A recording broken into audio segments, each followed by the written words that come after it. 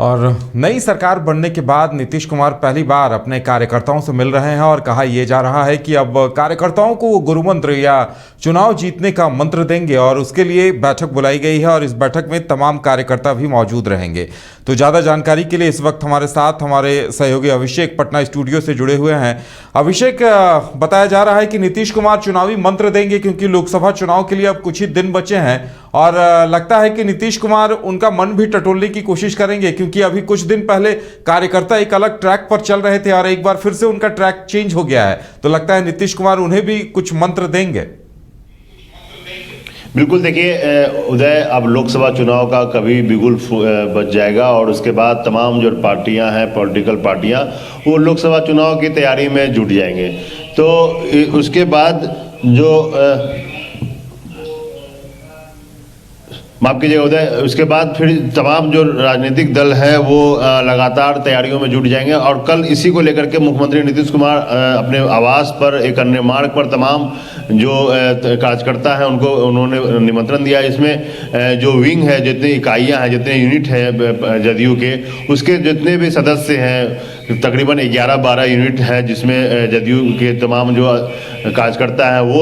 जुड़ेंगे और उसके बाद वो उनसे 1 to 1 मतलब बैठ करके बातचीत होगी। और ये मैराथन बैठक दिन भर का रखा गया है और सुबह 11 बजे से ये बैठक शुरू होगी और देर शाम तक ये बैठक चलेगी। इस दौरान वो फेज वाइज सभी नेताओं से, सभी कार्यकर्ताओं से मिलेंगे और उनका फीडबैक लेंगे उदय कि जो सरकार का जो परिवर्तन हुआ, गठबंधन में जो साथी का परिवर्तन हुआ है, इसको लेकर के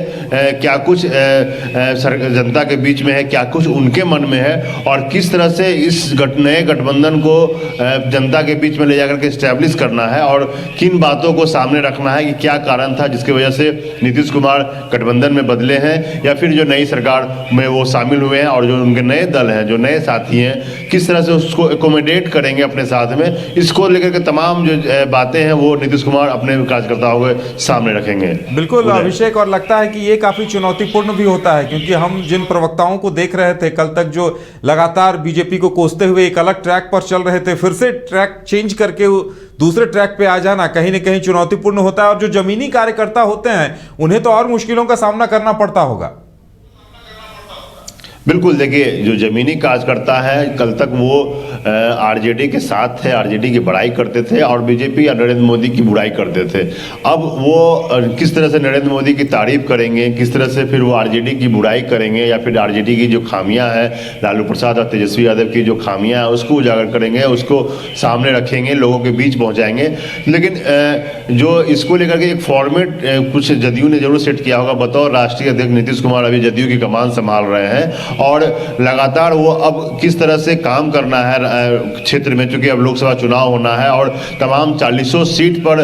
तैयारी करनी है जदयू को, क्योंकि जो भी गठबंधन के तमाम जो दल हैं उसमें जदयू पूरा पार्टिसिपेट करेगी और एक बड़ा घटक दल एनडीए में जदयू है। पिछली बार 17 सीटों पर चुनाव लड़ी थी और इस बार भी कहा जा रहा है कि वो उतनी सीटों पर ही चुनाव लड़ेगी। भले कुछ सीट अगर आगे पीछे हो, जगह बदल जाए तो वो अलग बात है, लेकिन 17 सीटों पर वो चुनाव लड़ेगी। तो उस 17 सीट के अलावा जो बाकी जो तमाम सीट है 40 में, वो तमाम सीटों पर जदयू कार्यकर्ताओं को अब एनडीए के घटक दल के नेताओं के साथ में जुड़ना होगा, कार्यकर्ताओं के साथ जुड़ना होगा और ग्रास रूट लेवल पर इसको जोड़ना आसान नहीं होगा किसी भी कार्यकर्ता के लिए, क्योंकि ऊपर लेवल पर चीज़ें बदल जाती हैं जल्दी, लेकिन नीचे लेवल पर अंडर करेंट जो है वो चीज़ें जल्दी नहीं बदलती हैं उदय।